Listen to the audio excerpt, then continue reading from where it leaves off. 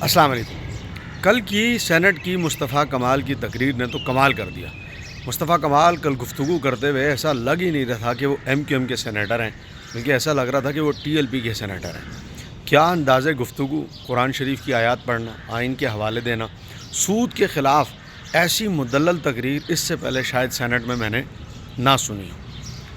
कल मुस्तफ़ा कमाल ने अपनी गुफ्तगू के दौरान ये कहा कि सेनेट में इस बात की तकरीर करते हुए उन्होंने ये कहा कि पाकिस्तान में 76 सालों से हम सूद को प्रमोट कर रहे हैं और सूद एक ऐसी लानत है कि जो अल्लाह और उसके रसूल से जंग है। इस पर उन्होंने कुरान की आयत पढ़ी और उन्होंने साथ में ये भी बताया कि हमारे यहाँ जब एक बराबर मुल्क का जिसका नाम आबी नंदन था, जब वो पकड़ा गया तो हमने उसको बाकायदा चाय पिलाई और चाय पिलाकर उसको इसलिए छोड़ दिया कि कहीं हमारी उनसे जंग ना हो जाए। इस पर इस तरह की उन्होंने दो तीनों मिसालें और भी दी और कहा कि भाई जंग हो जाने से डरने के लिए डरते हुए हमने क्या किया कि उसको छोड़ दिया।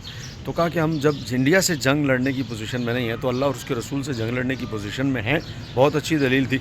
एक दलील वो भूल गए, अगर उन्हें याद होता शायद वो रेमंड डेविस की भी दलील देते कि रेमंड डेविस को भी हमने चंद दिनों के अंदर जो है वो इसलिए छोड़ दिया था कि कहीं हमारी अमेरिका से जंग ना हो जाए। तो अमेरिका से कहाँ जंग करेंगे जब सूदी कर्ज़े में अंदर और IMF के कर्ज़ों के अंदर डूबे हुए हैं, तो अमेरिका से जंग कहाँ करेंगे। बहरकैफ रेमंड डेविस को भी इसी बुनियाद पर छोड़ा गया था।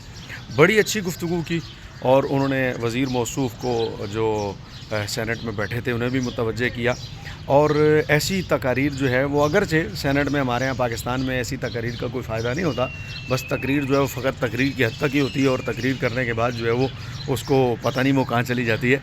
लेकिन कम अज़ कम ये है कि दिल ठंडा हुआ सुनकर, लाख इख्तलाफ के बावजूद भी मेरा जो तंजीमी तौर पर लाज़मी बात है MQM से इख्तलाफात हैं हमारे, लेकिन ये है कि इस गुफ्तगू को बाहर सूरत दाद देना बनती है। मुस्तफ़ा कमाल, आपको आदाब अर्ज़ है।